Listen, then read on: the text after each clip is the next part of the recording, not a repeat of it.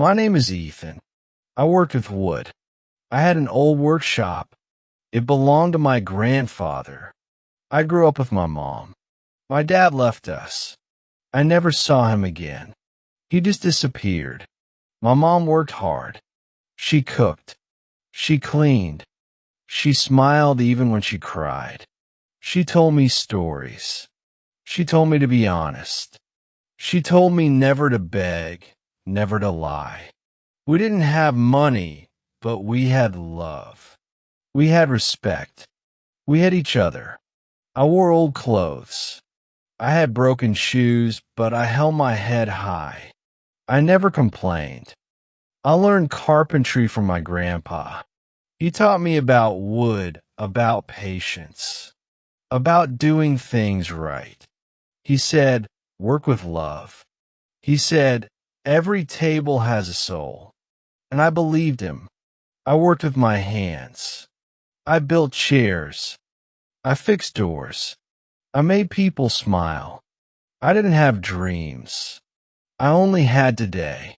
I lived one day at a time, nothing more. But then one day, I met her. Her name was Sophia, and my world changed. It was in a library. I was looking for a book. She was sitting near the window, reading. She looked smart. She looked calm. She had soft eyes. She had a peaceful smile. She said hello. I said hi. We started talking, and I didn't want to stop. She loved books. She loved music. She loved silence, and I loved listening to her. She asked about my work. I told her about wood, about the smell of sawdust, about the joy of creation. She listened with care. She didn't laugh at me. She didn't look down on me. She smiled. We met again, then again, every week in the same library, in the same place. We talked about life. We talked about pain. We talked about dreams. And slowly we fell in love. She came from a rich family. I came from a poor one. But hearts don't care about money. I held her hand. We walked in parks. We sat under trees. We looked at stars. We didn't have big plans. We didn't talk about marriage. We just wanted time together. But time is cruel, and people are crueler.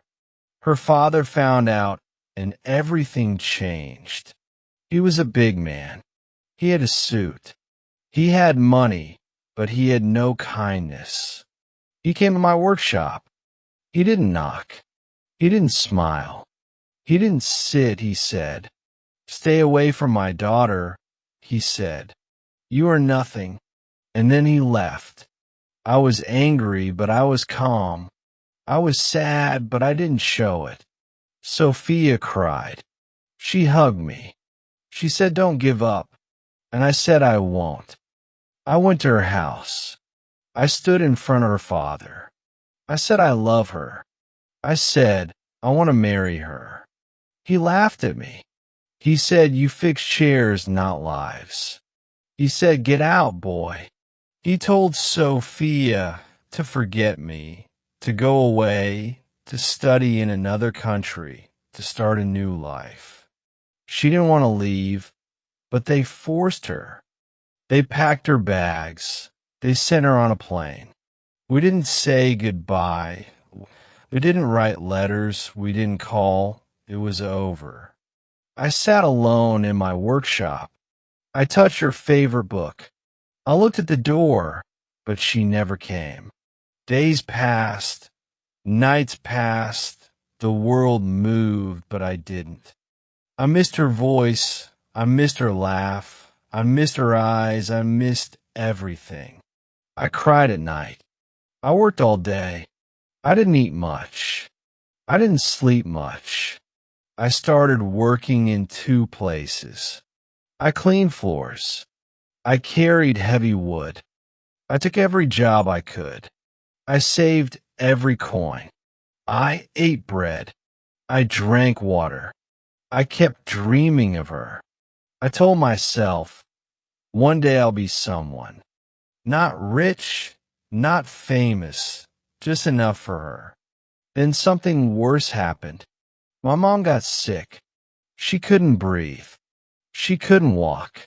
The doctor said cancer. I said nothing. I just stared. I felt cold inside. I had no money. I sold my tools. I sold my jacket. I even sold my phone. I slept beside her. I held her hand. I prayed every night. I cried in silence. One night she looked at me. Her voice was weak, but her eyes were strong. She said, "My son, don't break your heart." She said, "Break your chains, not your soul." I kissed her hand. I said, "I will try." She closed her eyes, and she never woke up again. I buried her with my own hands in the rain, with no one but me and the wind. I stood alone. No mother, no father, no Sophia, just a heart full of promises. I spoke. I will not quit. I spoke. I will rise. I spoke. This pain will build me. I started from zero again, and again. But I was not the same anymore. I was fire. I worked day and night. I fixed chairs. I built shelves. I cleaned floors. I lifted boxes. I had no weekends, no holidays, no rest, just work, work, and more work. People didn't see me, but I saw them. Rich men in cars, rich women in stores. I watched them from the window. I smiled at their happiness, but my heart felt heavy. Sometimes I fell asleep standing. Sometimes I forgot to eat. Sometimes I cried in the dark. But I told myself, "Don't stop," I whispered. "Keep walking," I said. "She's waiting." I didn't know if she still loved me. I didn't know if she was okay. I didn't even know where she was. But I believed in love. I believed in promises. I believed in something bigger than pain. One day a friend came. His name was Malik. He was kind. He saw my pain, he said. "You're not alone," he said. "I believe in you." He gave me money. He gave me hope. I opened a small shop, just one room, just 4 tools, just one dream. I called it Ethan Woodworks. Not fancy, not big, but it was mine. I worked with love. I made small things. I made picture frames. I made wooden toys. People came, they smiled, they told others. Slowly the shop got busy. I still lived in the back. I still ate little. I still prayed every night. But my hands were strong now. My heart was focused. My soul was full of fire. Sometimes I sat alone. I looked at the stars. I remembered her voice, her smile. I wondered if she thought of me, if she still believed, if she missed me like I missed her. I never loved again. Not because I couldn't, but because my love was alive. Waiting. I didn't want another face, another voice. I wanted her, only her. Then 1 year passed, then 2, then 3, and the business grew slowly. I bought new tools. I hired one helper. I painted the walls. I opened a second shop. I got cheated once. I lost money.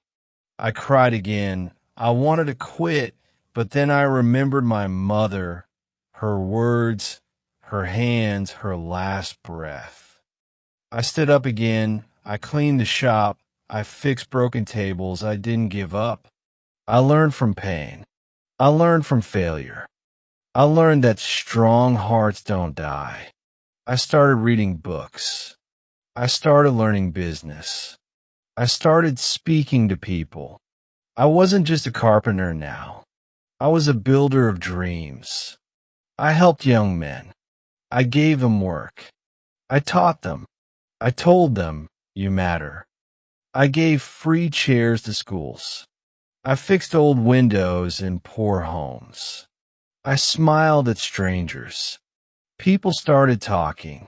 Newspapers wrote about me, the carpenter with a big heart. But I didn't care about fame. I didn't care about praise. I just wanted her to be proud. Then one day I got an invitation, a big event, a business expo, many companies. They asked me to join. They said, you inspire us. They gave me a free booth. I worked all night. I made my best pieces. I packed them with care. I wore my best shirt. It was the biggest day of my life, and I didn't know she would be there. The hall was full, lights were bright, cameras were everywhere. People walked around. I stood near my booth, smiled at visitors, shook hands, said welcome. Then I saw her across the room, standing still, holding a folder, looking at my name. She didn't move. I didn't breathe. Time stopped. Heart spoke. She walked slowly, her eyes wide, her lips shaking, her hands cold. I stepped forward. I smiled. She whispered, "Is it really you?" I nodded. She spoke. "You came back like you said." I spoke. "I never left. Not in my heart." We stood there in a sea of people. But we were alone, like in the library. She cried. I held her hand. She didn't care who watched. I didn't care who judged. She said, "I waited for you." I said, "I built everything for you." She said, "I said no to 2 men." I said, "You're the only one in my story." She smiled. She cried again. She touched my face. I kissed her hand. She spoke. "My father will never agree," I said. "I don't need his permission," she said. "They'll try to stop me again," I said. "Let them try," she said. "I don't want to lose you again," I said. "Then don't let go." She held my hand tighter. We left the expo. We walked in silence, our hearts loud. That night we sat in a small cafe near the station, far from noise, far from fear. She looked tired but peaceful. I looked older but strong, and we both smiled. She told me about her years, her studies, her loneliness, her waiting. She said, "No one knew, but I cried every birthday. I wish for you, only you." I told her about my journey, my mother's words, my empty nights, my little shop. She held my hand. She didn't blink. She listened like my words were music. I told her about pain, about being laughed at, about hunger, about sleeping on the floor. She didn't cry, not yet, but her lips shook. Her fingers trembled. Her heart spoke. She spoke. "My father still controls everything. He still thinks love is a business." I said, "Let him think what he wants. We don't need his approval." She said, "He'll be angry. He'll shout again. He'll try to stop me." I said, "Then shout back, not with anger, but with truth." The next morning, we met again in front of her family house. Heartbeats fast, hands cold. She walked in. I followed. Her mother sat in silence. Her brothers looked confused. Then he came. Her father, the same cold eyes, the same heavy voice, he said, "What is this?" She spoke. "It's my life," he said. "Not anymore." He looked at me long and hard. He remembered me. He frowned. He spoke. You again? Still pretending to be a man, I said. I'm not pretending, he said. You think money makes you good enough? I spoke. No, my actions do, he said. You'll never be part of this family, I said. Then this family loses her. She stood beside me, strong, fearless. Her voice firm, her eyes bright, she said, I'm not a deal. I'm not a contract. I'm not a product. She spoke. I choose love, not comfort. I choose truth, not silence. He shouted, You'll regret this, she said. I already regret staying silent for years. Her mother wept, but said nothing. Her brothers left the room. Her father sat down. She took my hand. We walked out. No bags, no goodbye. Just freedom. We got married that week in a simple garden, under the sky, under hope. No flowers, no gold. Just love. Just truth. Just a few friends. Some old neighbors came. Some old workers came. Even Mr. Malik came. People who once laughed, now clapped. People who once judged, now cried. She wore a simple dress. I wore my best shirt, but our smiles lit the place. We danced slowly under the moon, her head on my chest, her tears on my shirt. Days passed, then months. We lived in a small apartment near my first shop. She helped me with orders. She cleaned the workshop. She made tea for the workers. She loved the smell of wood. She said it reminded her of books, of peace. We were poor in money, but rich in love, and that was enough. Then one day, her father's company started falling. Debts grew. Clients left. Partners disappeared. I heard it on the news. I felt no joy, only sadness, only silence. She said nothing at first. Then one night, she said he's losing everything. I said, I know. She said, what now? I said, we help. She looked at me confused. She spoke. After everything, I said, that's who I am. I went to the company. I bought shares. I gave ideas. I trained the staff. I never said I told you so. I never asked for thanks. I just worked. Slowly, the numbers rose. Slowly, the company stood again. Slowly, the lights returned. One morning he called me for the first time, not with anger, not with pride. He said, you saved my company. Why? I spoke. Because she loves you, he said. And you? I said I love her. That means helping even those who hurt me. He was quiet, very quiet. Then he whispered, I was wrong. He shook my hand, looked down, and walked away. He never said sorry, but he didn't need to. I saw it in his eyes. Later that night, she hugged me tight. She spoke. You didn't win. You healed. I smiled. I said, love doesn't need to win. It needs to stay. Today we live in a house we built near a lake full of light, full of warmth. We have 2 kids now like angels. Loud, funny, full of dreams. She reads books to them. I build toys for them. We laugh every night. Sometimes we sit by the fire, drink tea, and remember the library, where it all began.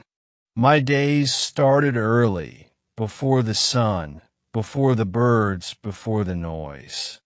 I walked outside, breathed the cold air, touched the wood, smiled in silence. Claire stood by the window, holding coffee, holding love, holding peace, our kids still asleep, their toys on the floor, their dreams still floating. My shop became bigger, brighter, louder with life, louder with hope. We hired young people, dreamers, workers, some broken, some lost. I sat with them, told stories, taught them slowly, trusted them. Many came with nothing, left with skills, left with fire in their hearts. One boy, his name was Leo, just 19.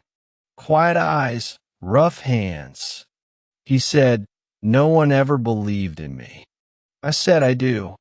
He worked hard, made mistakes, but never gave up, never ran away. I saw myself in him. I saw the same hunger, the same silence. One day, he stayed late, just to fix a chair, just to get it right. I watched him, didn't speak, just nodded, just smiled inside. He looked at me and said, "You changed my life." I said, "No, you did." He hugged me like a father, like a friend, and I knew he would be fine. Claire opened a small reading corner inside the shop, full of books, full of light. She called it the quiet room, a place to rest, to think, to feel. Kids came after school. Mothers came with babies. Old men came for peace. No rules, no noise, just calm hearts and the smell of wood and paper. We hosted free workshops, free talks, free food on Sundays. Some people came for help. Some came for stories. Some came just to belong. We gave them tea. We gave them tools. We gave them something money can't buy. We gave them dignity, patience, and a door that never closed. The town noticed, then the city, then people far away. We got letters, emails, videos from strangers saying you gave us hope. One man from another country wrote, "I started my own shop because of you." Another said I was going to give up. Then I found your story. I never planned to be famous, never dreamed of interviews, lights, or applause. But the truth has a voice and love has legs. It travels without asking. TV shows called. Magazines came. People took pictures. People asked questions. But we stayed the same. Same chairs, same tea, same laughter. One day, Claire got a call from her father. Soft voice, soft breath. He asked to visit, just visit. No expectations, no rules. She said yes, with shaking hands, with careful hope, with hidden fear. I cleaned the house, not for him, but for her peace. He came older now, slower eyes not so sharp, voice not so strong. He brought no gift, no speech, just himself, and maybe a little regret. He sat with the kids, told them stories, watched them laugh, almost cried. He looked at me, nodded once, and said, "You did well." That was enough. Not perfect, not magic, but a beginning. We ate dinner, simple food, simple words, simple healing, he said. I was blind, I said. We all are sometimes, he said. Thank you for not turning away, I said. Thank you for showing up. After he left, Claire held me close, tighter than ever before. She spoke. "You made peace with my past," I said, "for our future." That night, we danced again. No music, just heartbeats, just memory. She whispered, This is the life I always wanted. Years passed like rivers, calm days, wild days, rainy days. We lost some people, gained others, saw dreams rise and fall. But the shop stayed strong, the love stayed loud, the fire stayed warm.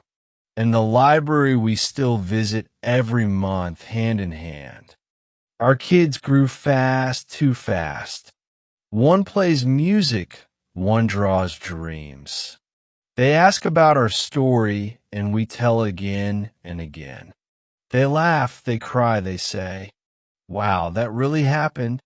We smile, we say yes. And it all began with a quiet hello. Now I sit by the window where it all began. The same train passes, the same wind blows. I think of the boy I was, the man I became, the woman who waited. I write this story not for fame, not for praise, but for you, the one reading. Because maybe, just maybe, your story is waiting too. Now I wake up slowly. I stretch my arms wide. I hear the birds sing. I feel calm inside. Claire brings me tea. She kisses my cheek. She smiles with love. She says good morning. The kids leave early. They laugh and joke. They run to school. They chase big dreams. The sun touches the walls. The air feels warm. I sit in silence. I feel very thankful. I walk to the shop. I open the door. I breathe in deep. I smell fresh wood. The tools are ready. The light is soft. I touch the table. I smile alone. Customers arrive slowly. They greet me kindly. They ask for help. I listen with care. They say this place is magic. They feel something real. They feel safe here. They feel peace. I hire more workers. I gave them chances. Some were broken. Some were lost. One man was shaking. He cried the first day. He said I failed. I said try again. Now he builds chairs, strong and smooth. He works with pride. He smiles every day. That's the secret here. We don't judge people. We give them hope. We let them grow. Claire has her corner, a room full of books. The windows are big. The floor is warm. Children sit and read. Mothers hold babies. Old people write. Teenagers laugh quietly. Every book has a home. Every person feels calm. Every moment feels pure like old times. It started so small, just a dream and heart. Now it shines bright like a gentle light. Her father visits often. He walks with a cane. He speaks slowly. He stays for tea. He once said I was wrong. I saw his eyes. They were full of tears. They were full of pain. I said it's all right. He looked surprised. I shook his hand. We both forgave quietly. Sometimes healing comes late, but when it comes, it feels deep. It feels real. It stays forever. We now help others. We visit schools. We talk to youth. We share our story. They ask, "How did you start?" They ask, "Was it hard?" I smile at Claire. I speak. Very hard. But we didn't give up. We stayed strong. We stayed kind. We kept believing. The road was long. The nights were cold. But the dream was warm and the love was strong. Some nights we sit outside, we hold hands tight. We talk in silence. We feel everything, Claire says. We made it. I nod slowly. I say, because we never let go. I look at the sky. I see the stars. I think of the past. I thank it all. Even the pain helped. even the loss gave, even the tears built, even the silence taught. We still visit the library, same place, same seat, same memories come back, same smile appears. I whisper, "Thank you." I touch the table. I remember that day. I remember her eyes. So, if you're reading this and you feel tired and life feels heavy and you feel lost, please believe this truth. Your pain has power. Your story has value. Your time will come. You're not weak. You're just growing. You're not failing. You're still learning. You're not alone. You are not forgotten. You're not broken. You're full of hope. Keep walking forward. Keep your heart soft. Keep your hands open. Keep your dreams alive. One day you'll look back, you'll smile with tears, and you'll say proudly, "I made it.